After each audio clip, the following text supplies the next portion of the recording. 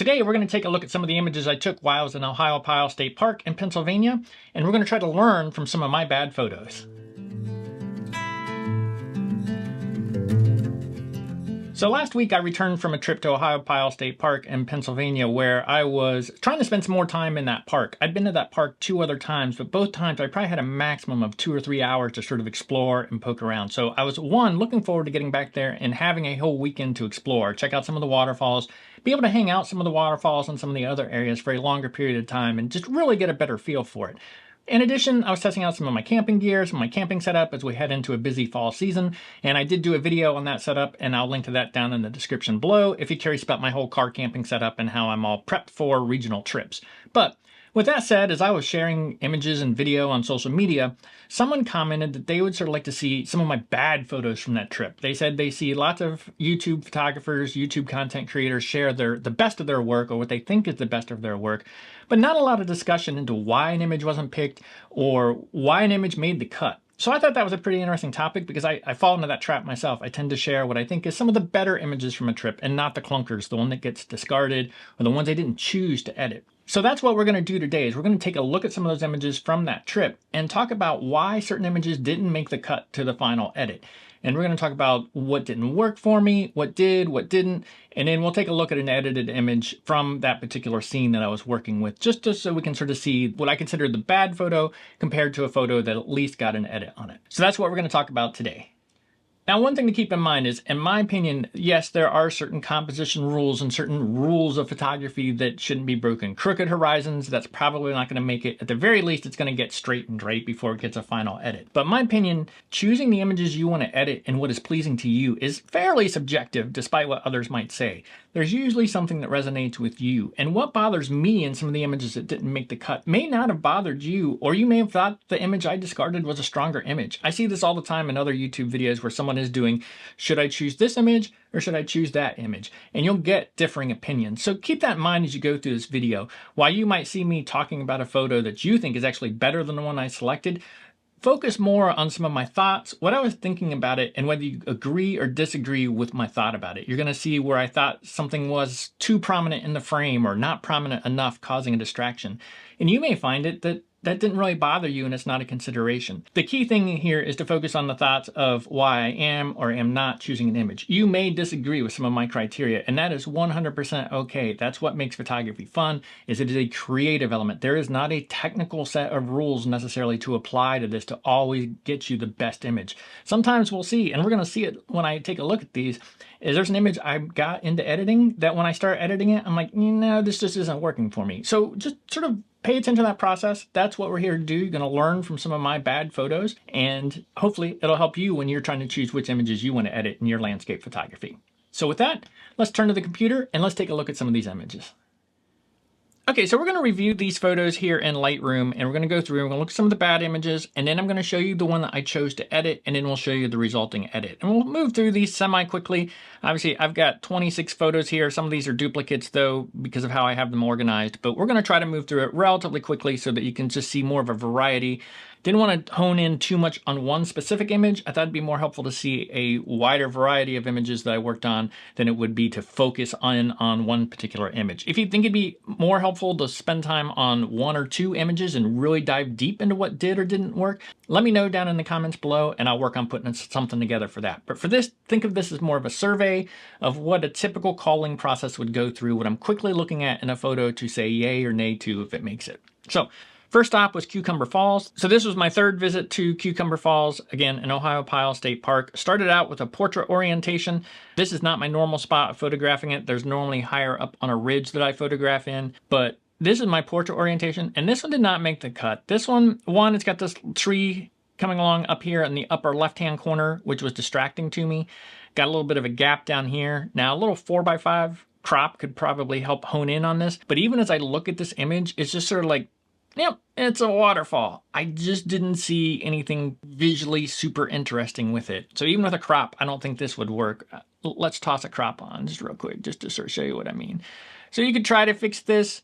You could crop in a little more to remove that tree on the left. But it's just, I don't know. Maybe it's got something there. but it just didn't call to me. So we skipped this one. So seeing as I wasn't super happy with the portrait version on the back of the camera, we moved into a landscape orientation version. This one started to get a little closer for me. I start to feel like I feel a little more of the scene. My problem with this one is I've got this tree sitting right here. And while it's fine to sort of counterbalance things, you know, I've got this cluster of trees over here, this tree over here, it felt very upfront, in your face, when I really want the waterfall to be sort of what we're looking at here and what we're doing. So normally, a lot of times, simplify is what you're trying to do. You don't want cluttered scenes, you want simple scenes. But in this case, I felt like I was not telling the story of this particular location. And this was just, this tree on the left was just really blocking my view. This left side was pretty messy with this other tree cutting in from the frame.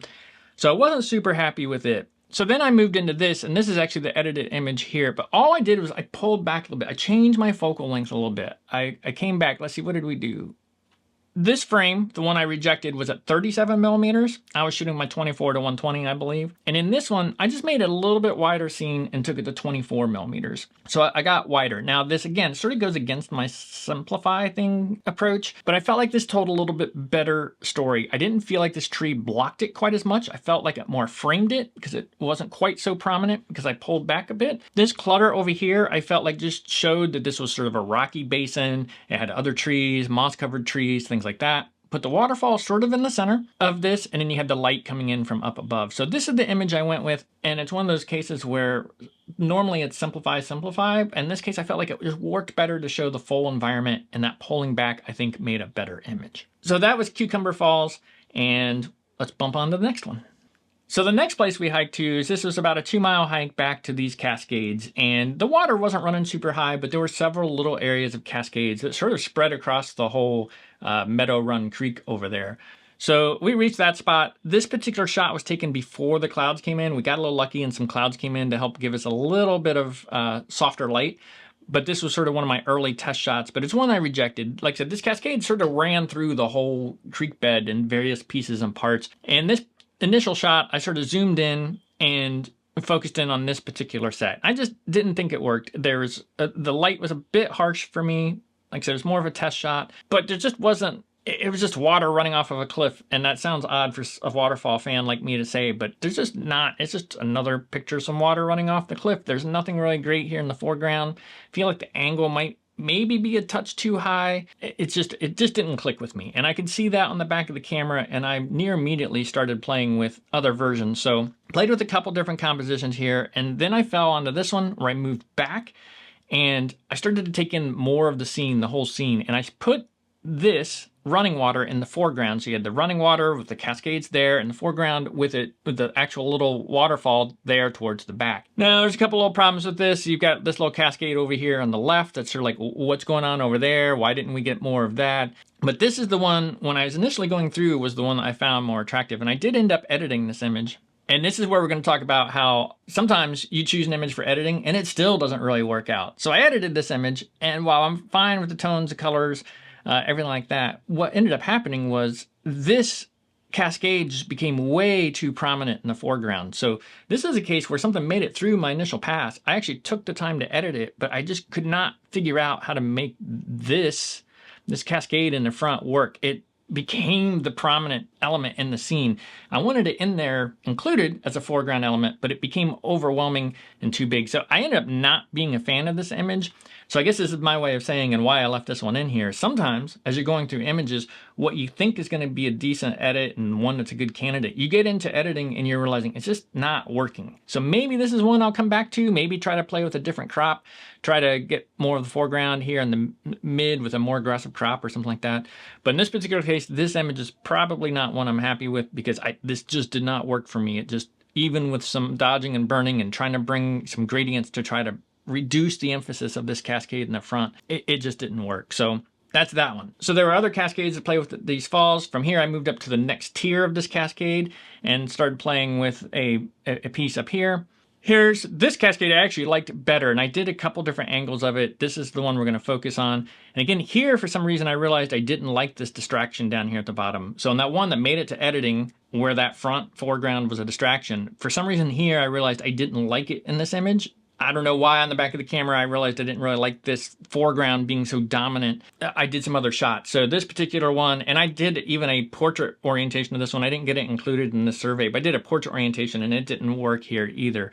So what I ended up doing is I did zoom in a little more, do a little more crop, and we came in and focused really just in on these cascades. I didn't feel like the foreground was nearly as distracting. I still have some foreground interest. Used a slower shutter. I believe I used the Maven Dark CPL 3, so a 3-stop combined with a CPL filter to take some of the glare off the water, get me this motion through the water. I feel like this foreground, as opposed to this foreground, I thought was distracting. It's right there. It blocks my eye getting into the waterfall. Here, it more just accents it, enhances it as you look to the waterfall, and the waterfall is the focus. So this is the final edit here, of course. You know, get the water coming down through here, got the light up in the trees, and fairly happy with this one. I think that one came out pretty decent, and this was definitely the more interesting part of this Cascades to play with.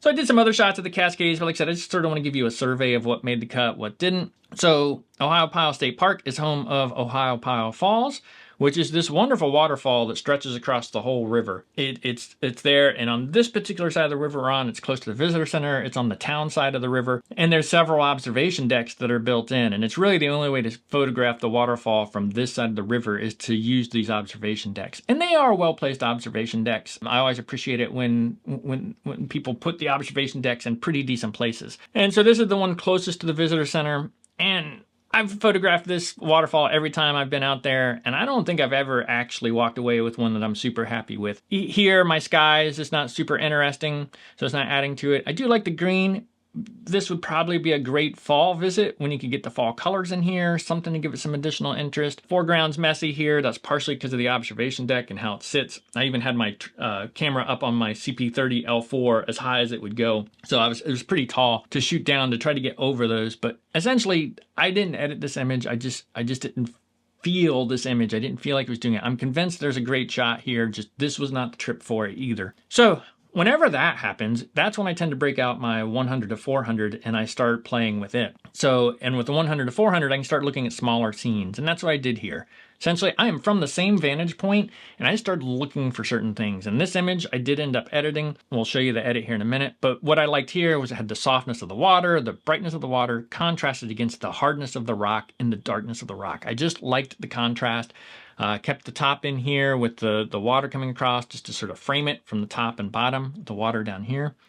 So pop into the edit here.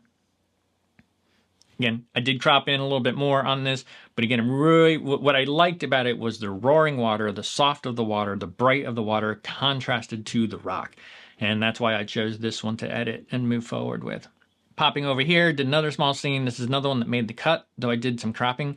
Again, what I liked here, again, the rock cutting across this cascading fall sort of gave me these layers. It gave me the rock, the bright white of the falls, and then the background here. So if we take that and we pop into, let's look at my edit. Again, pulled in just a little bit of an edit, but what I liked about it was I had this rock cropping through here, going through about the third points in the frame, rule of thirds. You got this cutting through, got this cutting through, got this back here. So I was okay with how this one came out. Again, I do like it better than my big grand landscape that just really wasn't saying anything more than like a snapshot from an observation deck.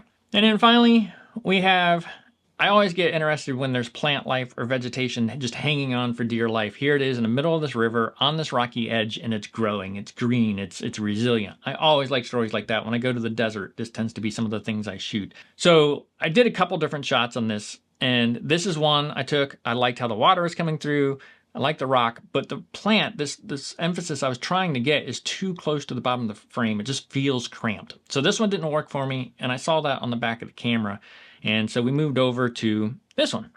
This one got a little better. I've still got my water here. I've got the harsh rock, and my plant is now a little more, if again, taking the rule of thirds, which is really a guideline, not a rule, I've got it positioned right about where you'd want it to be if you look at a grid on it. If you look at the grid here, you can see I've got it right about in the quadrant that you'd want. However, a couple things I didn't like. You got a lot of water up here, and what's going on down here? It's like, it's rock, but it feels cut off. It's causing tension that I don't think helps the image at all.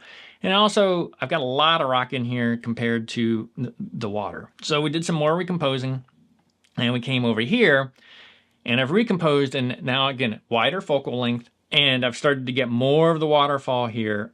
I now tell the story that this rock face is in the river. There's still river below it, and this poor little tree here is just still sort of hanging on right there at the edge. So this is the one I chose to edit. And here's the edit. I think this is a better image. Now, my ultimate goal was to sort of show this green plant as a survivor hanging on. Sort of got lost in that. I don't know if that's where the focal point goes. I see it, but I'm not sure other people would see it when I go. So that's my only downside. I'm happy with this edit. This will make it to social media at some point because I like how it shows. Here's the rock, here's the water flowing through, got the waterfall over here. I know this plant is here, but it didn't end up being emphasized quite as much as I was hoping because of the angle I had to take on it, but it wasn't bad. Okay, so that was Saturday. That was Saturday shots. Now, Sunday morning we went out. In Ohiopyle Waterfall, you can also take a trail on the other side of the river and get some other observation points, and that's where we headed. And I'd never been on that side of the river. Again, this was my third trip to the area, and this is my first time to that side of the river to photograph the waterfall. So we hiked along, really cool. I really like that side of the river better than the side on the visitor center side. And this is a particular rock outcropping. It's pretty much there to overlook the waterfalls. It's just more of a natural overlook than a human-built overlook. So we came in here and we took some photos. And again, just didn't 100% feel for this. One, I've got the cars up here. Wouldn't be a huge deal to maybe clean those up. You know, Photoshop would make that pretty easy. But when you look at this image, I'm just like, it's not quite strong of enough an image to warrant putting in the time for that. You know, I've got this tree cropping in over here, got this tree over here. I didn't walk away with a grand scene of Ohiopyle waterfall that I liked. So again, like I did the day before on the other side of the river, when I'm not 100% getting what I want, this is where the 100 to 400 just really comes in super handy. I can start looking at particular details that are interesting and walk away with some images. So that's what I did. Same side of the river. Took this picture. So if you look over here at the big image, you can see I really zoomed in right on this little section right here. I was trying to, again, rock against water, dark against bright, those contrast textures. That's what I was trying to show. And that's what I went with this image. Now, when I'm going through these images, I looked at it and I felt like this rock was just placed too far down at the bottom of the frame. I didn't have enough of it in frame. So I didn't go with that one. Luckily, I had a couple other images from there. Here, the rock is a little more prominent. It cuts up more into the frame. It doesn't feel like I accidentally included it. You can tell it was more deliberately included in this frame as opposed to this one. Like I said, let's look again. This one, you could almost be like, did he mean to include that rock or did it just get into his way? This one, it seems more intentional. And that's why I went with this one to edit. And here's the final edit, just a little bit of recropping. And again, what attracted me to this is you've got fast, smooth, bright running water against this hard, textured, unmoving rock. And that's what the story here for me was.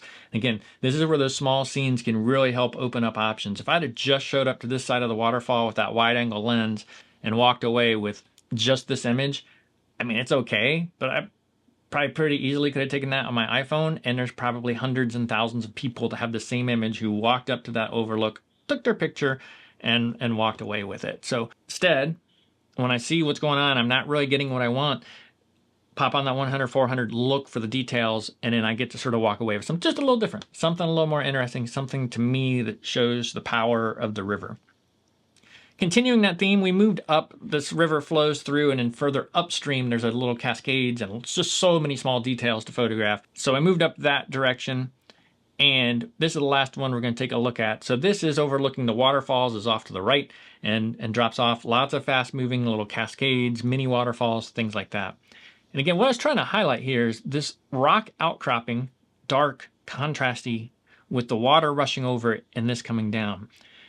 Now, I took several different ones, and this is not the image I chose to edit. And I'm going to show you why. So what I was seeing is this was blending in too much. Yes, it was coming over, but there wasn't much separation. And I sort of wanted that separation. So I repositioned myself and moved, I think, I don't know, 10 yards down into the right maybe. And I got this. What this is, it's doing pretty much the same thing, except I got this separation right here where the water is running off in this gap. And to me, that separation in the image compared to this one, no separation. It felt run together. This one, a little bit of separation. I just felt like it was a stronger image, so it is the one I chose to edit. And we bounce into there, and this is my final edit. Now, this one I'm actually probably going to play with in black and white too. I did a little bit of quick playing, and I thought it looked pretty good, but for this video, we're going to just share the color version of it. So yeah, so this one I was pretty happy with because that separation just made the difference. And what that goes to show is when you're out there in the field, look at the back of the camera and think about those things. Think about the contrast, the textures. Is there separation between the elements you're trying to highlight or not? And those small moves, moving from one spot to another spot, can make a big difference in the final image.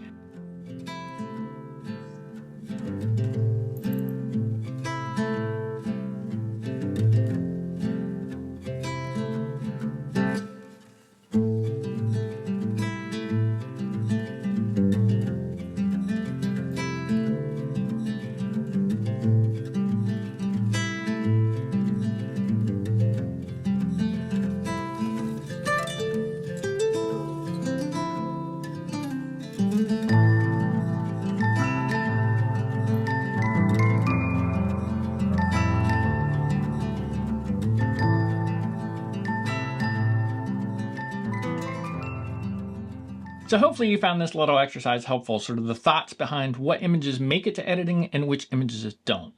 Now keep in mind, a lot of this, as I said earlier, it's subjective. What is pleasing to me may not be pleasing to you, and that's sort of what gives us the variety amongst landscape photographers, is some people just gravitate towards a certain style. Some of the images I kicked out today, you may have thought you could have made something to work with it, and there's nothing wrong with that. The key that I was trying to show here is just some of the thought process I go through when I'm looking at my images and deciding what to edit and what not to. I think it's also helpful to see that even pro landscape photographers don't always come home with amazing images, and every time we click the shutter, it isn't that we're capturing this great image. It's just we keep getting out there and doing it, keep getting out there and practicing, and through that we start to build a body of work that we can be proud of. So if you did find this video helpful, be sure to hit that like button. And if you want to see future landscape photography content from me, including tips, tricks, behind the scenes, mini gear reviews, be sure to hit that subscribe button. And thank you for watching.